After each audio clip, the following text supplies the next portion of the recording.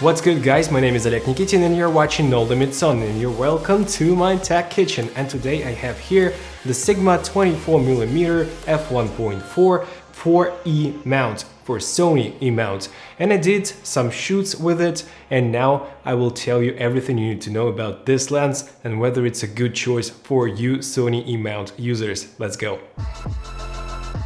Let's address the elephant in the room. Yeah, the elephant, because this Sigma lens is from the DSLR world. It was made for the Canon or for the Nikon or for the Sigma mounts, but now it's redesigned for the Sony E-Mount, and we have the additional plasticky barrel around 1 inch or 3.5 centimeters, and this barrel contains the Sigma MC11 adapter, which I'm using with my Sony FS7 to use it together with the Sigma 18-35 f1.8 for the Canon. The same technology, but it's optimized for your native needs. And because of it, this lens is getting much longer and heavier. It weighs 665 grams, which is pretty heavy for a mirrorless system like this. This is the Sony a6300 in the cage, and it's a very heavy setup.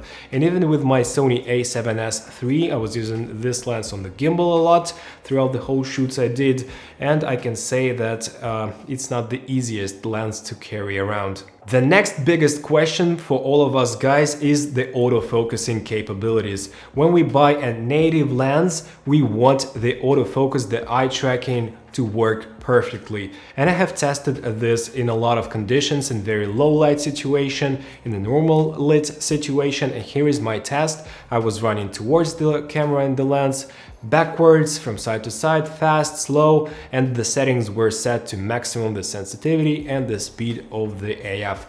And I have no questions about the work of AF here. It's just working as a native glass, and I did enjoy using this lens on the professional shoot. So now let's talk about the aperture. f1.4 is a real lifesaver, because look at this shoot.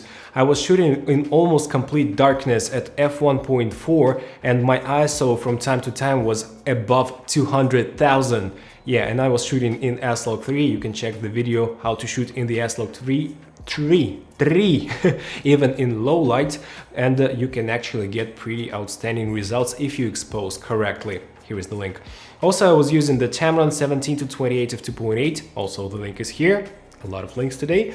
And it was not enough. 2.8 was too dark for me for those conditions, and I had no opportunity to bring in some extra lights. It was a pretty, cheap shooting, and I had what I had. And actually, f1.4 was saving my life.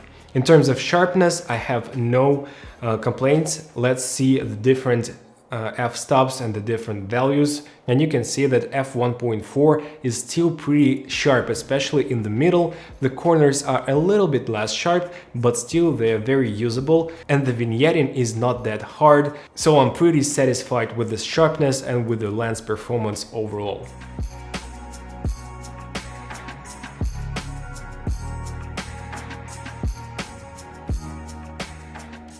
By the way, if you want to have a look at the performance of this lens at f2, I have two separate videos right here.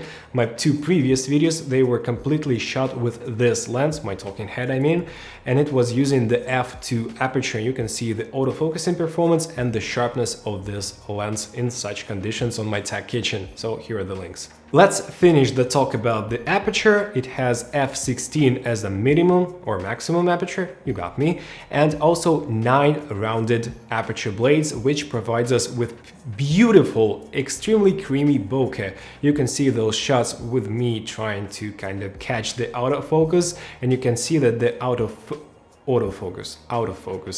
and you can see that out of focus areas when I'm testing the autofocus are pretty creamy and nice and kind of cinematic, especially when you are shooting a little closer to your subject. It also has two spherical elements. One of those is right here in front, so you can actually buy the UV protective filter and protect it because it's, you know, kind of not very protected out of the box. And it has the 77mm thread, which is a pretty common one but a very expensive one. I do prefer using the 67mm thread. Almost all of my lenses have the 67mm, but still 77 is better than 82 or even bigger. And also it has 7 low dispersion elements, so the overall picture quality is on par. Little bit of chromatic aberrations, I actually saw almost nothing, and the overall sharpness and detail of this lens is on par. And by the way, it's a full frame lens. Did you remember? Did I say this? That's a full frame. Speaking of autofocusing, let's go back a little bit and we'll hear the sound of this lens when it autofocuses. Here's the microphone I have, and let's have a listen.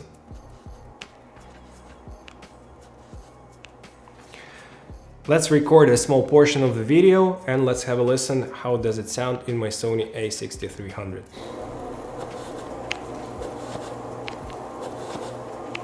I guess it's not critical, and if you use the external microphone or the shotgun microphone, those sounds won't be an issue. I didn't have the issues during my shootings, but I actually didn't record sound without the lavalier mic, so maybe it can be somewhat hearable. Is there a word? Now let's talk about the kit. We get the cap, of course, pretty plasticky and cheap and not very comfortable to use, but we do also have the lens hood. It's also plasticky, but the quality is okay for me. One more thing is that we have the bag, which is great because I do enjoy using those bags. You can hang those bags onto your belt and simply change the lenses without, you know, putting it somewhere to the ground or something. And it's from a very nice material. It's a padded case, so a big bonus for you guys. And one more disadvantage is the design itself. This plastic construction, this part of the lens, kind of the MC11 inside of this lens, is made out of shiny, glancy plastic, and you know, it gathers the fingerprints like crazy. And to the end of the shoot, you'll be using the whole lens covered with fingerprints, so a disadvantage at least to me. The minimum focusing distance is only 25 centimeters, which is okay. Here's the shot I've made of the 35mm f1.8 at my backyard, and it's not a macro lens actually, but you can get some close-ups with it for sure. It's the same minimal focusing distance as the G Master 24 f1.4, so no advantages here. And now let's talk pricing. It costs 850 bucks, which is a lot of cash, but we remember that the G Master costs 1300 bucks, and actually it's kind of a 30%, 40% less, but actually it feels very much like the G Master lens. But the G Master is much smaller. It has the additional aperture ring and the additional button, the AF on button on the side. It has a smaller filter diameter, a little bit faster autofocus, and a little sharper image, even on the very wide apertures like f1.4. So overall the G Master is a better lens, but if you care for the money, you can look at this lens, or you can check out the 20mm f1.8 G lens. f1.4 and f1.8 are very close, and this G lens provides you with even wider field of view, and you can crop in a little bit to get actually 24mm, or use the active steady shot in the Sony a7S II, III, III to get the 22mm and a little bit of clear image zoom. So if you want a 24, you can get a 24, but you cannot make this one wider or the G Master 24 wider. And the 20mm f1.8 G costs only 50 bucks more than this lens, and it's a much smaller, much more compact solution. And actually it's built like a G Master lens, but it's just a G, but the build quality is on par for sure. So you can have a look at those three options and choose wisely because of your budget and because of your if you're okay with carrying this much weight. Who needs this lens? Actually, a wide-angle lens with a fast aperture provides you with a pretty dreamy and unusual look, and a lot of fashion photographers and a lot of wedding photographers are actually using this lens a lot. And I do enjoy using it on the Steadicam. Because of this lens, I saved my shoot on the darkness almost.